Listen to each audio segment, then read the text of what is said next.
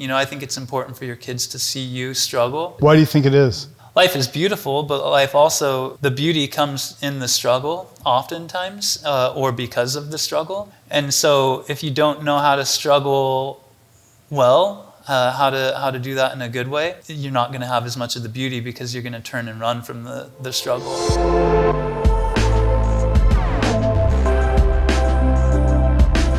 I wanted to talk to you because you, and I mean this sincerely, are one of the most joyful, light-filled guys that I know. Thanks, man. I have my personal opinion where that comes from, the light and joy. And I think it's the way you live your life. You live your life, you're very centered. Like you were telling me about these art pieces in your office. And you were talking about how you like, what did you call it, the Dutch? It wasn't the Golden Age, it was, what was it called? It was after the Golden Age, yeah. Okay. But what I like about the Dutch, like in that period, is that they valued, they felt like the simple life was beautiful, and they tried to find beauty in that, just in nature, or we've got one at home that's just like a mom in her house with her little kids who are showing her something, you know, it looks like that they just found outside, you know, it's these simple moments, and they thought there was beauty in that, and so they would paint that, and I really like that. Why do you like that so much? Because that is where I find a lot of value in my life, is just in the simple things. My dad grew up out in Thatcher, Arizona. It's this little city in Thatcher, and they grew up farming, and they had all these difficult times. Yeah. But they were always so happy. Like every time we'd go out for a family reunion, we were just watching family videos on Sunday about it.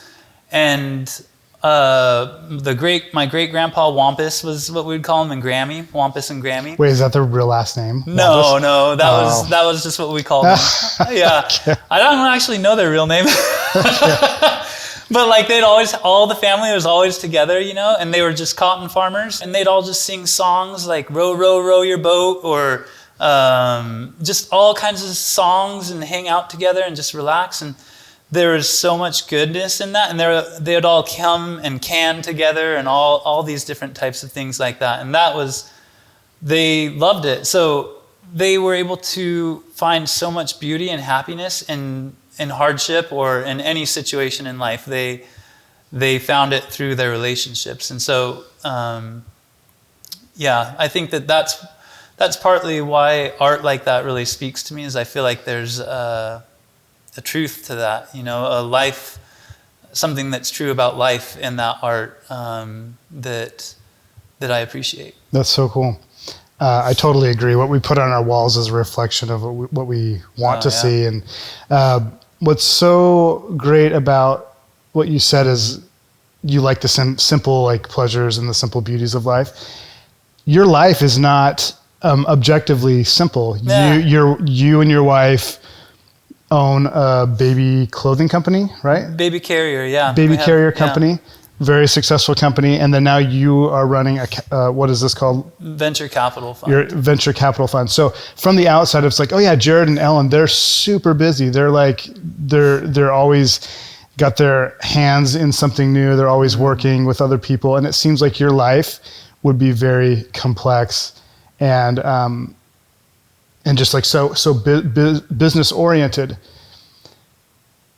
But what I love about you seemingly so busy, which you are, is what you prioritize in your family. Yeah. Your family, your children are beautiful. And this is what I'm so impressed by. Your children are beautiful. They're confident. They are well-behaved. And this is from me looking at, and I know kids aren't always like that. Like people compliment my kids too, and I'm like, dude, you have no idea. No, yeah, you have no idea.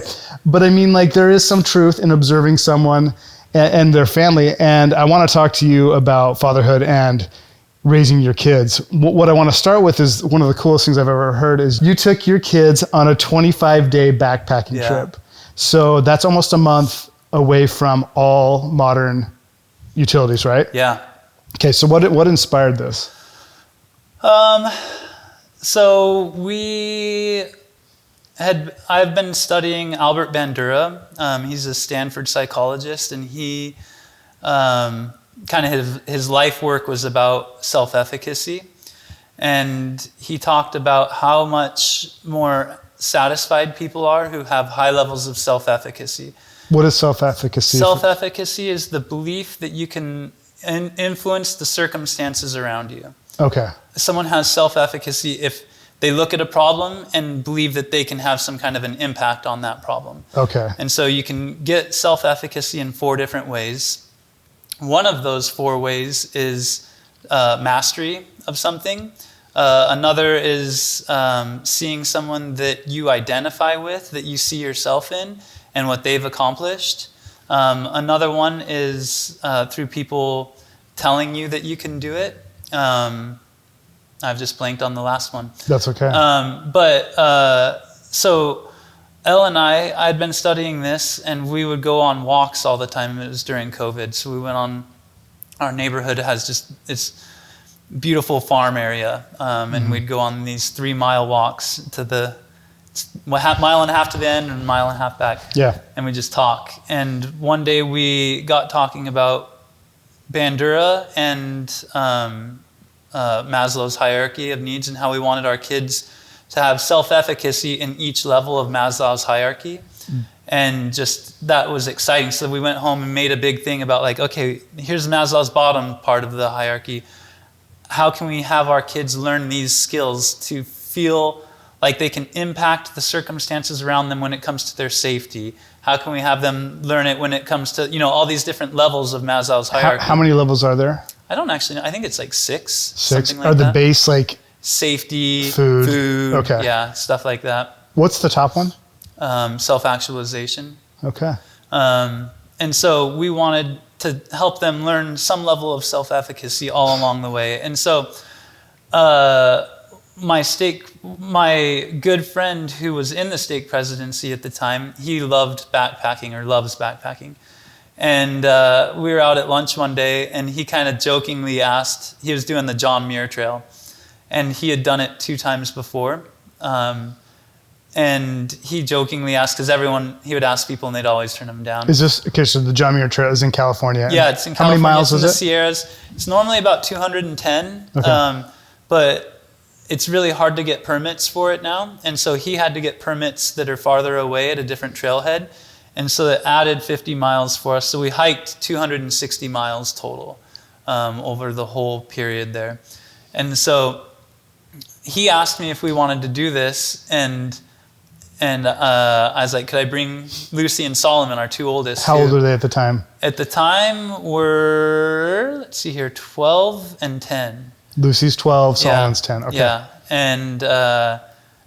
and he's like, yeah, I don't know if I want to take a family up there into the mountains, because he knew it's crazy. While we were on the trail, someone died. They got hit by lightning. There's rock slides. There's all kinds of stuff that can happen, Oh my goodness. And so I think he was kind of like, but like, was he pretty hesitant, or was he like, yeah? Like, no, he's an optimistic, excited guy, and so he just wasn't sure that I was serious, Yeah. But he did say, I want to make sure that they can do it. So we do trial hikes before, and we tried it out. But he's one of the kids' heroes, and he's one of my good friends. And so I saw it as an amazing opportunity for them to be with one of their mentors, their heroes for a long time, and see him experience hardships, and me. I think it's important for your kids to see you struggle. Yeah. And why do you think it is? I mean, I agree, but I want you to. Why do I think it is? Yeah. Because life is struggle, and that's, life is beautiful, but life also, the beauty comes in the struggle oftentimes, or because of the struggle. And so if you don't know how to struggle well, how to do that in a good way, life is you're not going to have as much of the beauty, because you're going to turn and run from the struggle. And so your Elder Hafen said that we've become so good at avoiding pain that we can no longer feel joy. And I think that is true. So I want my kids to not be afraid of struggle and pain. And so that's one of the things that Albert Bandura found is people who have high levels of self-efficacy, that they'll see where they are and where they could be and believe that they can close the gap. They'll feel that gives them drive and desire. So some people, like in my own children, I can see when they're excited about something, or I can get excited, and that will give me the drive if I can see the gap and it's achievable. Mm-hmm. I also can see how people are easily defeated when they see the gap. Well, and that's what he says, people who have low self-efficacy or the low belief that they can impact the circumstances around them, they will look at the gap and leave. And so that just makes the cycle worse and worse because they're never struggling. And so then their self-efficacy never goes up because they turn away from all the hardships, but leaning into the hardships are required in order to grow in your self-efficacy. So I have a question. When you see your child struggling at something, mm-hmm. and you've obviously spent time building them up with self-efficacy and strategies. Before that, maybe, would they give up easily at times? And if they did, what would you do? Because with my children and myself, I know like, oh, it's hopeless. Like, I'm just going to give up. My son, Rad, we call it melting. He just like melts. He physically like just melts. Yeah. So I want to know, like, what do you do? What is a strategy or an idea in those moments? In the moments are really hard because it's very easy to make it lead to shame in mm-hmm. the moment. If you try and teach them a principle in the middle of a meltdown, it just feels like you're shaming them. Like it turns it into a should, is what it feels like to me. And so you try to negate that. Obviously we do it sometimes, yeah, totally. But as a principle, I try not to do that because it does lead to, I feel like it can lead to shame, which makes it so that it becomes part of like their shadow self, part of what they're like, a negative narrative about themselves, and so I try and do most of the work in experiences like this where it's positive and talking about that, like what you're asking about, like what to do when they melt down, or if they, how we handle that. You saw a noticeable change when we got home from that hike. Before we went on the hike, we would ask them to do dishes. Mm-hmm. And it was like we'd just ask them to do the hardest thing in the world. That's where I am right now. And this was their upper limit of difficulty, right? Mm-hmm. And so someone asking you to do the hardest thing in the world that you've ever done over and over every day, that's hard, right? Yeah. And so it's easy to melt down. After this, they experienced something that was much, much harder. And when we came home, we'd ask them to do the dishes or go mow the lawn or do whatever. And they do it now without, like, oftentimes just on their own, like it's like, okay, this is what's done. And it's just easier for them because it's no longer the hardest thing in the world. It's just like, oh yeah, that's what I do to contribute to a house, and it's not so hard. And they've just been able to flip the script a little bit for themselves from that, which is really cool. That is really cool. I want to hear about like the highs and lows of the trip. Of a hike. Okay. So the first week, you get what I'm not a big backpacker. I like it. You are now, dude. I enjoy it, and but it's not. I don't like read about it. I'm not watching, YouTube videos about it and stuff. But my friend was telling us, it's a well-known fact that the first week you get your hiker's legs, is what it's called, and before that, it's very difficult, and that held true for us. So the first week we're up there, we'd done some trial hikes and thought we were pretty good, and tried to replicate it as best we could, but it's very hard to duplicate something like that. So we got going, and the first day, Solomon weighed 50 pounds. Mm-hmm. No, he was more than that at the time. his backpack, though, whatever it was over 50% of his body weight. And generally, you're supposed to try and keep it around 20%, apparently. Goodness. And so he was, percentage-wise, carrying an intense load. He's 10, too. Yeah, so it's very difficult, very heavy. And that was the thing that was interesting. Well, I'll get into that later. But they thought they knew what they were getting into, when they agreed to do it. And so they go and realize it's something very different than what they thought, and a lot harder than you could even imagine, at that age especially. But even for me, I was like, okay. And I had experience backpacking. Were you ever doubting and freaking out on the trail? Or were you like, we're doing this? No, because at that point we were committed, right? You're gone. And that was like a key lesson that all of us took away from it, is where there's commitment, there is growth, right? And that's one of the things I love about covenants, is if we take our covenants seriously,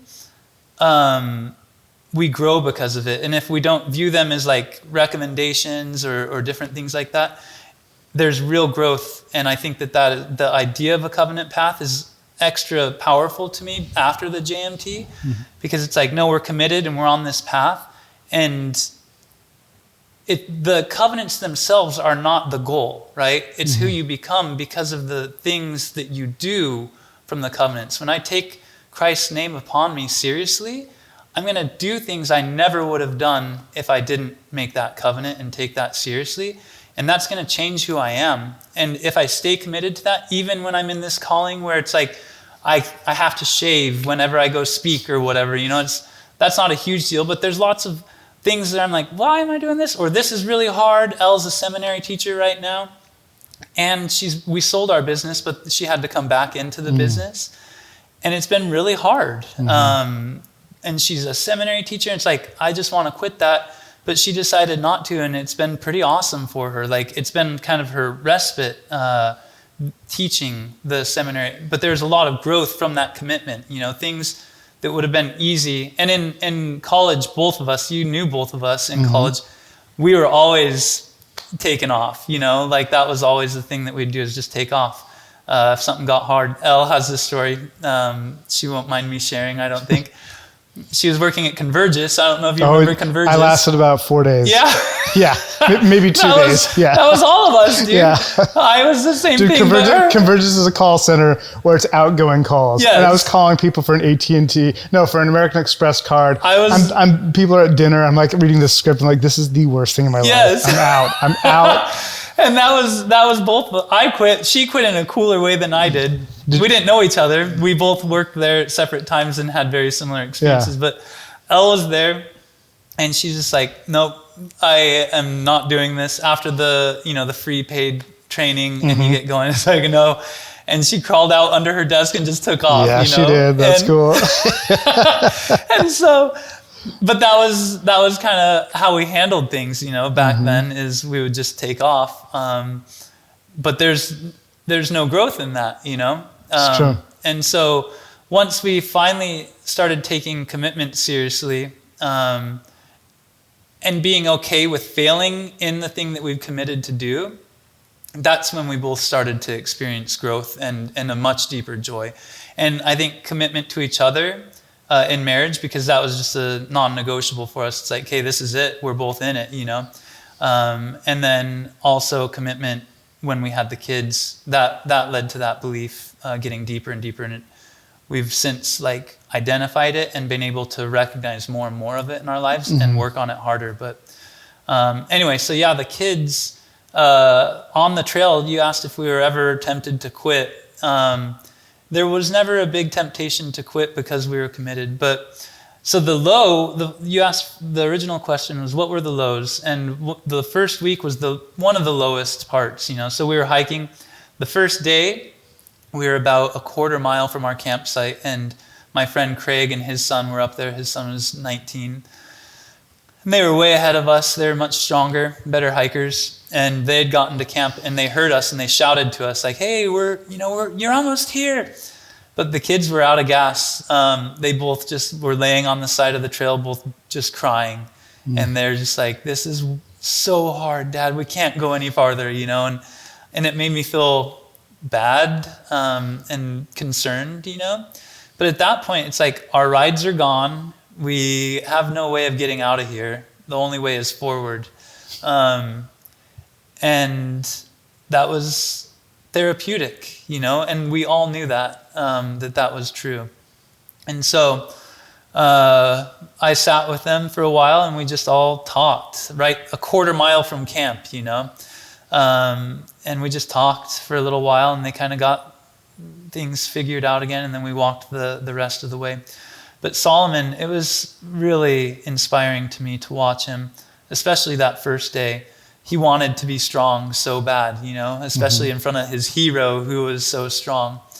I really respect him for this. Lucy was a faster hiker than him from the get-go. Well, in the beginning, I guess I'll say.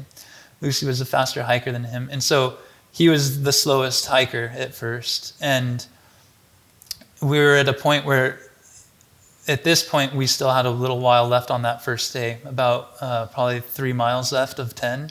Wow. And he was trying to walk over a log that was about a foot off the ground, and he could not get his legs to lift up that high. Genuinely could not. And it wasn't, you know, sometimes your kids are performative drama. Yeah. This was legit drama. And you mean legit real? Like legit real, yeah. Sorry, not legit drama. Good, thank you for the clarification. But it was legit. And so he was that strained in his so dead tired. Wow. And I helped him over the log, and he started hiking again. And it was just this deep, it was amazing. He's like, Dad, thank you so much for helping me. You know, and it's like this deep gratitude to me that that was really cool to see him, like, just feel it that deeply. And it was a really interesting, humbling thing for me to have him talk to me that way. So that was, the first week was really, really hard. The whole week, we'd wake up at 6:30 in the morning and then get to our campsite at 6:30, 7 at night. We would average about 14 miles a day, well, 12 miles a day, somewhere 14 miles. And so it was just very long days. And when they went, they imagined the camping part, the fishing and the playing in the lakes and the fun. But that wasn't happening at all. We'd hike, get there it would be dark. We'd set up our tent in dark, hurry and make some food, and then go to sleep just in time to wake up the next day and do it again. Did you fall asleep pretty quick after dinner? Oh yeah, it was amazing. Yeah, it's exhausting. We would watch an Andy Griffith show. I downloaded on my phone. And dude, you're so wholesome. They love it. They are all in. I love Andy Griffith, and they do too. So we'd watch that and then go to bed. And then but what was cool is after week 1, they got fast. Really fast. Like, is this the hiker's leg you're talking about? Solomon and Lucy. Hiker's legs, is it? Yeah, they got the hiker's legs. Yes, okay. And so we started getting into the campsites at 1, and we could hang out for a while and, you know, fish and have fun, and it started to really resemble it. And we weren't so tired every day at the end. It was like, oh yeah, I can do that. But that was also a really interesting thing. Well, I'll get into that later. But the other highlight for me, I've never really responded to, like, when people are, like, encouraging to me, like pep talks. Yeah, it's never been something that is.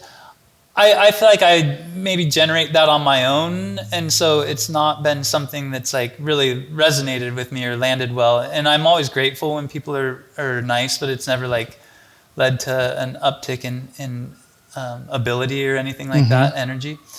But this time on the JMT, we just hiked Mount Whitney, which is, you know, one of the tallest points in the lower 40 states. Yeah. And it was at the end of the hike for us, toward the last part of the trail. But it was a really long day. So we hiked up Whitney and then we came down, and we were walking down the trail, and we ended up, we were just tired. And this group had heard that we were on the trail hiking. It was a bunch of hikers that all camped in the same site. And they all lined both sides of the trails as they saw us coming through. and they all started cheering for us. Dude, it does so much. Oh, dude. I've ran, I'm training for a marathon. Yes. I've done halves, and I know how that feels at the end. I don't know why it's so uplifting. It was amazing, and I was so grateful for it. So that was another highlight. Dude, were you crying? Oh, big time. Yeah. Like at first they all started cheering, and my natural bawling. reaction was like kicked in a little bit. I'm like, yeah. But then like as we started going, I was so tired, and I started to feel energized from them. And I just started crying, and we all started cheering with them, and I was just grateful. All the people on the trail were so encouraging of the kids, and what they were doing. So that was really cool too. That was another highlight. We need each other. We can't be islands. That is a real palpable energy, that love of people cheering when you're vulnerable. Yeah. It is real. Yeah, I agree very much. I'm reading a book right now from Marie-Louise von Franz, and she's a Jungian psychologist, and she was talking about how relationship is the main thing that gives life to circumstances. Like that's what gives something life. And I really valued, like for some reason, that was a great example of it to me. Yeah. So anyway, that was low parts and high parts of the hike. Another low part, one other one. Yeah, keep going. Was we'd just hiked the Golden Staircase is what it was called. Mm-hmm. And it's a very steep part of the trail where they built the trail from the north to the south, and they didn't really think of how they were going to connect it. And so they had to just connect it wherever they met up. And that happened to be at the Golden Staircase, which is very steep hike, basically up a cliff kind of a thing. So they're zigzagging up this cliff. And so it was a hard day. And we got up to the top. And in the Sierras, storms just generate out of nowhere. And usually they were done by 3. And so we got up to the top, and it feels like you're safe. But we were above the tree line. So it's just rocks up there and a lake. And we set up our camp. And Lucy, my oldest, she did well with the physical part. That didn't bother her that much. But the mental part was really hard for her. She's very afraid of bears and very afraid of lightning on the hike. And so we saw a bear, and that helped her overcome that fear. Just kind of seeing like, oh, I saw it. I confronted it, right? Exposure therapy. And then that night, up at the top of the mountain, someone had just died on the same hill that we were on. They got hit by lightning and died. They were on the pass, and you're not supposed to do a pass when there's a lightning storm. But we were on that same hill, but we were down lower, and they got hit and they died. So it's very real for the kids. Like, this is real, And we're camping, and lightning's hitting all around. A lightning storm came that night, which was very rare, and lightning's hitting all around us. And our tent was one where it's metal poles. It was one pole up the middle, so that it's lighter, right? You use your hiking poles and then stick them in the middle of the tent. And we have this like lightning rod and lightning hitting all around so hard. And that was one of those moments where it's like the kids, all I could think to do is pray. We took down the tent poles and tried to get rid of the metal. And then you're just as safe laying right there, at least we're on our rubber mats, than running to somewhere else up there. And so we're very much, that was providence, you're in the hands of God at that time. And so, we said a prayer and just counted the lightning to hear how close it was. And that was a pretty intense moment too. That was probably the main time where I was like, this was a mistake, this was not a smart idea. But those were the highs and lows of it all.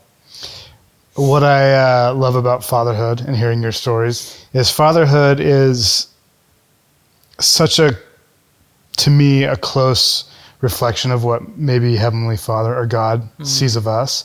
And I love that you put your kids in harm's way. I mean, within reason, but they suffered a ton. I remember for some reason you had gotten back, and I saw them the next day. It was a baptism. And your kids they were all tan and they looked tough, and they were so stoic. And I'm like, who are these kids? Like, they're not annoying. They're just like these stoic, amazing children. And they're like, yeah, we were just on the trail for 25 days, and I'm like mind blown and all this stuff. But I mean, I would love to hear how your view on this, as you were the father of your children, like mourning with them as they're like tired and getting down to their level, and then seeing, like reflecting on how you felt when Solomon thanked you. One of my favorite scriptures is God is he's, what is it? God is, he's basically more, it's the what is it? It's my favorite scripture, obviously. Oh, and nothing is God more offended than those who don't acknowledge his hand in all things. Yeah. Okay, I love that. I know the principle of it. Yeah. And so, in nothing is God more offended or mad than those who don't acknowledge his hand in all things. Okay, so I love this scripture. It encouraged me to always be grateful, and then also to receive, when I receive gratitude from someone else, you just feel it. So, like in your life, how do you express gratitude towards God? And did Solomon, like being so grateful for that simple act when he really needed you to lift it up, does that help you? I guess what I'm trying to say is, when I experience things with my children, I feel just like such a love for God, because in essence, he's our father, and he's watching us go through really hard things, and he's always willing to succor us and to always like come down to our level if we will turn to him. Yeah. And so I just want to know how like that experience has helped you see maybe your relationship with God. I've never made that connection. I really like that, but I've never made that connection to how God would feel about our gratitude. I like that. So yeah, I don't have anything about how that helped me. But you asked also how I show gratitude to God. My parents both really always would take little moments. Like my dad, he loves farming and things that grow, right? Like the hobbits. The Shire. That idea of like, at their heart, they just love things that grow, right? Yeah. That's my dad. And I'm very inspired by that idea as well, like in that ideal. And, but there's not a rose bush that he walks past that he doesn't take at least a split second and smell it and value that, you know? And so that, or an orange blossom or something like that. And my mom, same thing, you know? Her idea of heaven is sitting under a tree on grass, reading a book, you know, preferably by water of some sort. But that's the good life, you know? And so I think that's one of the big ways that I try and show, or like that I experience gratitude, is through just really taking it in, like, again, those simple things in life that are very clearly connected to God. Another one, my parents would always, my dad is a salesman, and anytime he got a sale that was like, times would be very up and down when we were growing up because of the nature of that. Yeah. And every time he would get a sale, he would call us, and we'd all be waiting to hear how it went, and he'd sing, hallelujah, hallelujah. That's so great. And that was every time, and then we'd all say a thank you prayer over the phone, you know? Yeah. And so, yeah, recognizing his hand in all things like that, that was something else I learned from my parents. I love President Eyring also talks about how journaling, you know, remember that talk he gave. He talks about how important it is to write down remember the things that God did for us in our daily lives. And that's been something I'm really grateful for, is that perspective. It's added a lot of meaning, satisfaction. Yeah. I want to dig a little deeper on your, because life is so hectic and the world is in such turmoil, and you exude this peace because you've cultivated this peaceful life, or a more simple life, which I think is kind of a forgotten art, largely in this modern society. So are you journaling every day? I want to dig into your personal life a little bit. You know, like, what are you doing during the day what is Jared Rowley doing during the day to become Jared Rowley? Maybe from the time you wake up. Yeah, that's great. So I wake up, and this was not I always wanted to be an early riser, but I always struggled. Like, my mission was hard because I just couldn't wake up at 6:30. And it was always something I was like, I wish I could be more like that, but I never was able to. And I always actually felt a lot of guilt around that, even after my mission, like, why am I not an early riser? Somehow something switched, and I wake up at 5:30 every morning now, 5 to 5:30. Is it natural? Yeah. And I think it's just getting older, Like, I know, I don't sleep as much as I used to. Yeah, and I love it. I'm so grateful for it. But I wish I wouldn't have felt as much guilt when I was younger about it. But so I wake up around 5:30, and I'll exercise. Well, first I go to the bathroom, and I always read, like, on the toilet. Sorry, world. Or you're welcome, world. Yeah. And so I have a book in there that I'll read, and then I'll go work out for about an hour, just in our garage, nothing fancy. Or I'll use our VR, and there's like boxing games that are actually really good cardio. And then I'll go and every day I take about an hour-long bath. See, I felt inspired to ask these questions. This is why. I don't know why. I've always been like, I've just loved bath time to contemplate life. Dude, you look really hydrated. No wonder. Not a cold bath. Yeah. I've tried that. I'm like, I can't do that.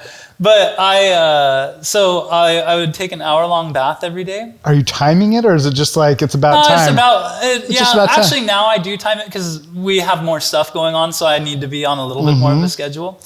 Wait, who's taking your kids to school? Well, that's a whole different discussion. We have a school in our backyard. We hired 2 teachers. Cool. And so they'll be back there.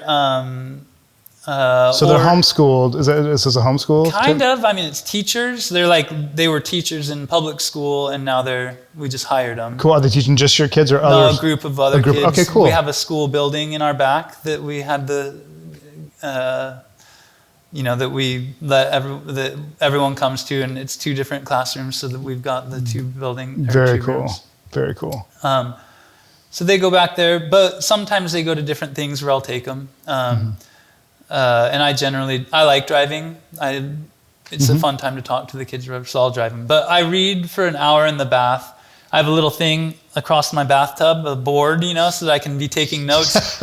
And I treat it like intense study time, That's so cool.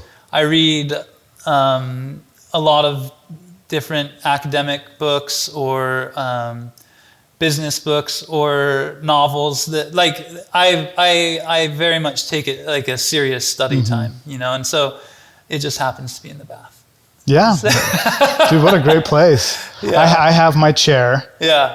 I have my corner. You have your bath. Yeah. Well, I think part of it is people are less likely to come in and bug me in my totally. bath. Like, no kid wants to come in and get scarred. No.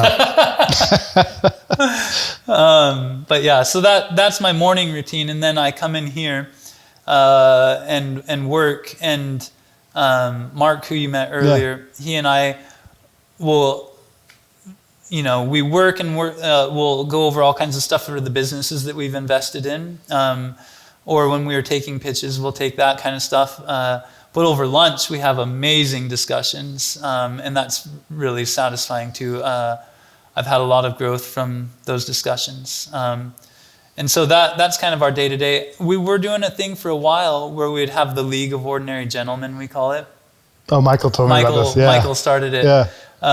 Michael and I, we were driving to work together every day, and he came up with the name for it. And it was fun because we just have a group of guys and we all get together and talk about kind of similar idea behind your podcast, just in person, like connecting and sharing personal experiences, but also debating ideas. And it was really fun. Dude, that's fantastic. That's kind of an average day. And then I'll go home and hang out with the family and try and work around the yard or something like that. We all go out and do something out there. We've got a garden. Consistency. I learned this quote: consistency guarantees success. Doesn't guarantee when, but it guarantees success. And I imagine that you keeping a pretty, I wouldn't say strict, but a morning schedule that you're reading a lot and you're very intentional about taking care of your body and mind and spirit, that is a big factor on who you're becoming. Yeah, I definitely think it helps. Another huge one, obviously, I mean, if we're talking about things like that, of who I'm becoming, is Elle and I, my wife, we talk a lot about the things that we're both thinking, and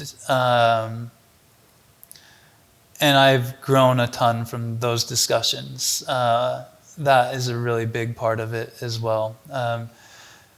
She has just such a natural way of seeing things like that I don't. And she'll just say something like off the cuff, and it's like, I've just figured out what I'm going to study for the next 6 months of my life, and that's been really satisfying. And there's been quite a few things I could name where that is the case. She'll just say something, and it's like hits home so hard, and then I study it for the next 6 months, and that's been awesome. That is fantastic. Last thing I want to ask you is, I want to preface it by saying, I really look up to you, and I'm putting myself, if I was a 20-year-old guy or 25-year-old guy looking to get married and wanting to start a family and wanting to do righteous things in my life, what would you advise me as you right now? What would you advise someone and at that age, maybe even your younger self at that age? What would be some core things that you would advise that person? You can take a second to think about, but I really want to know what you would tell your younger self or someone in that stage of life. Once I've been married? Yeah, you right now. Like if someone came right now and said, Jared, I think you're doing great in life. You obviously are successful, have a beautiful family. Yeah. Like what's the secret? Oh, sheesh.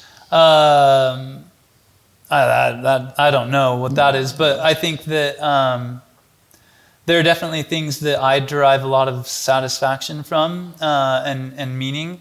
And so that would be a big thing for me is when I was younger, I did horribly in high school, did horrible in college. I was just chasing fun all the time. That was very important to me. It was like, that was how I measured something, like, is it fun? I'm in, Yeah. And what shifted is I stopped chasing fun and I started chasing meaning. And what is required for that is, there are three things that psychologists all kind of agree make up meaning. One is a cohesive narrative about why events happen to you. One is purpose within that cohesive narrative. And then the last thing is the belief that what you're doing matters in that bigger narrative. And so for me, the gospel is such a beautiful way of, like, I obviously have things where I'm like, oh, I don't understand that, or I wish that it was a little bit different or whatever. But just when I decided to just accept that all and like take my covenant seriously and focus more on that stuff than what I wish was, whatever, that cohesive narrative part came in place, and I instantly saw my place in the world, not just in the church. And that gave me purpose, and I've very clearly been able to see why things matter. So chase responsibility, chase meaning has been something that I've been very satisfied with, has brought a lot of satisfaction to my life. And then, that's a hard... In a relationship, one of the things that had a big shift for both Elle and I is to not try and change each other, but just love each other for who you are and where they're at, and then focus on changing yourself for anything. That idea was one that really was a big pivot point for our relationship. And then, just the thoughts, be careful of the thoughts that you think. They have an impact on your life. I very much respect the idea of narrative psychology, which is that we all have a narrative that we follow in this life. And if the narrative we tell ourselves about ourselves is a redemptive one, and one that is empowering and enabling, and then it changes things for you. And so I try hard to tell and you don't lie to yourself about things, but lean into the hard things and be willing to recognize the areas that you are not as ideal as you could be, and be okay with that. But also with the self-efficacy stuff, right? Lean into it and be okay with the pain that comes from failing at it over and over. But in that, there is growth and satisfaction and meaning. And so, Yeah, I mean, I've got all kinds. Another one that our family, it's kind of like a principle for us, and this we used on the hike a lot. But there was that day that we were on the hike and the guy died. It was raining, it was crazy, and we were down the hill, and it was really uncomfortable. It was early on in the hike, and we were all sitting against trees just getting poured on, and we were all quiet for a little while. And then Solomon, he's like, wouldn't you guys love a Del Taco quesadilla right now? We'd just been sitting there quiet for like 20 minutes. And then Solomon said that. And we all started talking about what foods we were excited about. And then a quote that we've used in our family for a while is from G.K. Chesterton. It's, an adventure is just an inconvenience rightly considered. And so one of the kids said that, and instantly it flips the script, right? It's like, now we're not in the rain getting drenched and we're miserable. We're on an adventure, and that's a lot more exciting. And so the thoughts that you think have a lot of power, and I believe oftentimes they're the tool that God uses to impact our lives for the better. And so look out for thoughts that lead to goodness and to love and to light and beauty, and chase those things. So chase the light is one of the things that we work hard to do in our lives. Beautiful. Yeah. Okay, let's wrap it there. All right. Sounds good. Thanks for having me. Thanks for being on my podcast, yeah, buddy. man. It's so fun. I hope you enjoyed this episode. More importantly, I hope you feel closer to your Creator. If you find yourself wanting to strengthen your relationship with God, I'm a huge fan of the Skylight app. It's full of beautiful, high-quality daily spiritual practices. Finally, never forget, in all things, God works for the good of those who love Him.